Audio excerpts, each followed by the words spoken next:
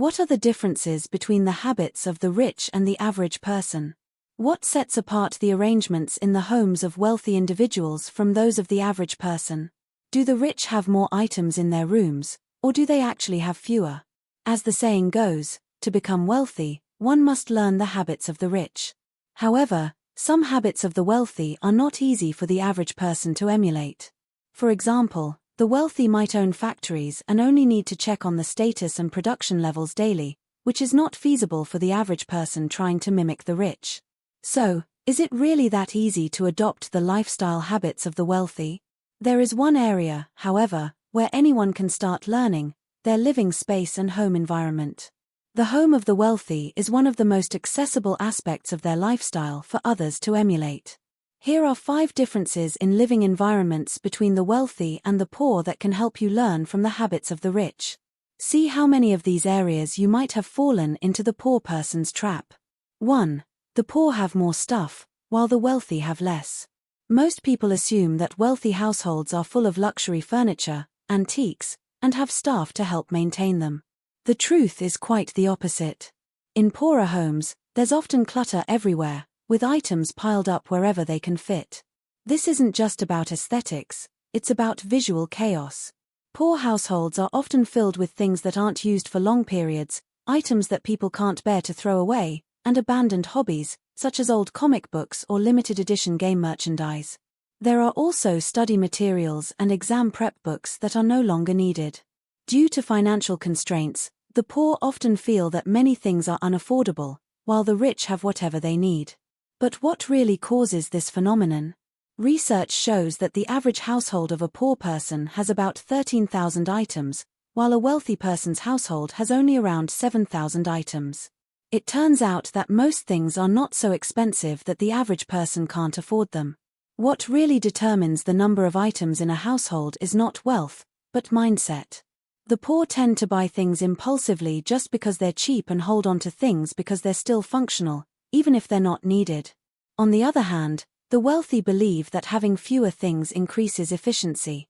Take Warren Buffett, for example.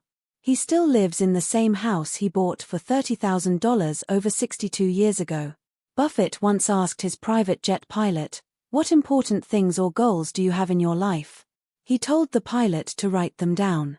The pilot listed 25 things. Then, Buffett asked him to choose the 5 most important priorities. The pilot picked 5, and Buffett asked, "What will you do about the other 20 items?" The pilot replied that he'd get to them after the top 5 were completed or whenever he had time. Buffett said, "No. You should avoid anything outside of the top 5. For the wealthy, a simple room with fewer items means less to worry about and more energy to focus on what matters. If you're used to living in a cluttered environment and think everything is necessary, how can you change this? Imagine you're moving into a minimalist, tastefully furnished room. What are the essentials you need for long-term living? Basic items like a fridge, washing machine, toiletries, hairdryer, fan, oven, microwave, desk, chair, dishes, and a few suitcases of clothes should cover your needs. Then, think about your life goals and what items are essential for achieving them. Add those to your list. If your old living space was cluttered, compare it to your new list. Are there things you can do without?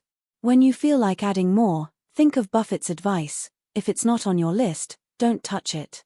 Review your current living space and see what's not on the list. It might be time to get rid of them, and in the future, buy fewer non-essential items. This way, you can learn the habits of the rich without spending any money. You don't need a mansion or luxury furniture, just reduce the clutter in your life. 2. Dirty bathrooms and kitchens are more common in poor households.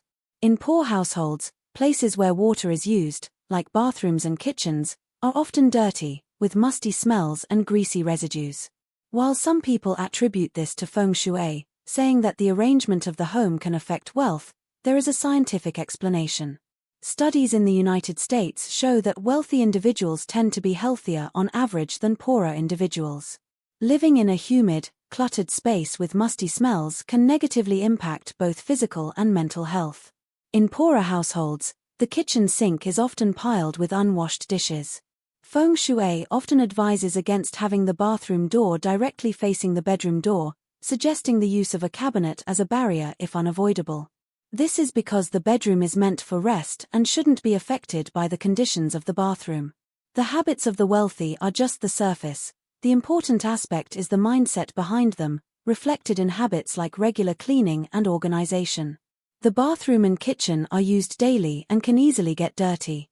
The more dishes pile up, the less motivation there is to wash them.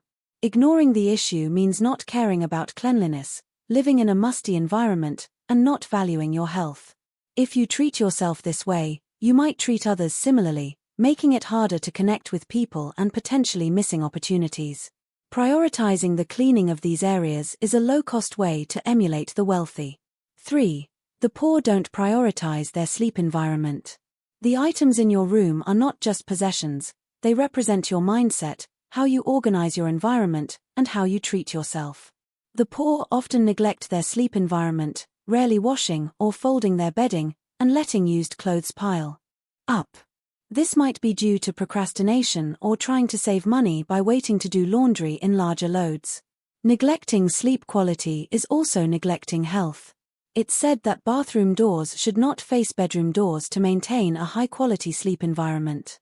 Anyone who has experienced student life knows that a good night's sleep impacts academic performance more than late-night cramming.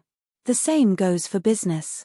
The wealthy understand the importance of taking care of themselves, which includes creating an environment that supports restful sleep. If your home is full of clutter, start by washing dirty clothes regularly, making your bed, and maintaining a restful space. 4. The poor use every possible spot for drying clothes.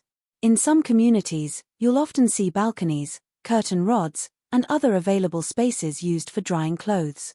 Many people think that hanging clothes by the window allows for better ventilation, but this blocks light and airflow, leading to damp, stale indoor air. Like dirty kitchens and bathrooms, poor air quality can negatively affect physical and mental well-being. Letting sunlight into the room every morning energizes the body and regulates the circadian rhythm. The benefits of sunlight cannot be replaced by artificial light. If you don't have a dryer and can't dry clothes outside, what can you do? According to Japanese TV channel NTV, it's best to dry clothes in a bathroom with a ventilation fan or a well-ventilated living room. Hanging clothes higher up is better than hanging them low, and avoid blocking airflow by the windows. 5. The poor don't have storage habits and leave things on the floor. Apart from being cluttered and filled with unnecessary items, there are two common things found on the floors of poorer households.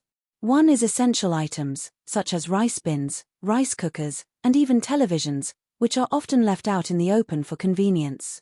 Storage habits reflect one's mindset. Mixing important items with junk on the floor shows a lack of care and a whatever works attitude. To become wealthy, one needs connections. Neglecting organization may lead to missed opportunities. Another issue is trash being left on the floor due to not following a consistent disposal schedule. The wealthy keep their interiors simple and store their possessions properly. Good organization not only enhances the appearance of a space but also makes it easier to find things when needed and put them back in their places. If you don't want to spend money on storage containers, find existing boxes or drawers at home. Sort items based on how frequently you use them. Daily items, such as your phone or wallet, should be kept together, while seasonal items, like heaters, can be stored in unused boxes. This organization trains your mindset. If your home is cluttered, can you even list everything you own? Creating a list of essentials can give you a clear picture of what you have and where everything is stored. The wealthy are masters of this approach, always knowing which factories or branches they own and their performance. You can adopt this mindset starting at home. Additionally, the poor often don't know where their money goes.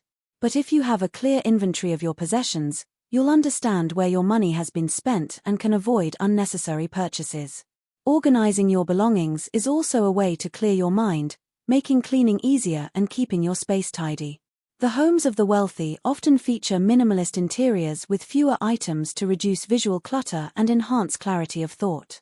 This minimalist approach is a key strategy for rational, affluent individuals who live efficiently and achieve their goals.